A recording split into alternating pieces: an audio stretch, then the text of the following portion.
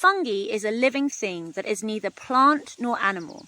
Some common fungi include yeasts, molds, and mushrooms. Fungi can grow on land or in water, but like areas that are damp. They do not grow so well in very hot, dry, or cold areas, although some fungi have been found in the Arctic and Antarctic. There are thought to be around 50,000 known species of fungi.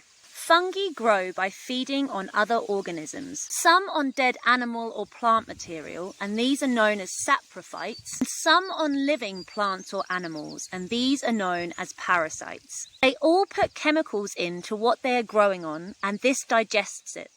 It is then taken in or absorbed by the fungi. Many fungi reproduce by using spores that are transported by things like wind, insects and water from the fungus to other damp places where they can grow. Some fungi can be eaten, like certain types of mushroom. Also, some yeasts are used in bread making and beer production. Some medicines, such as antibiotics, come from fungi. Some fungi can destroy things, like mold on food. Certain fungi can be poisonous if eaten, such as the deathcap and panther cap mushrooms.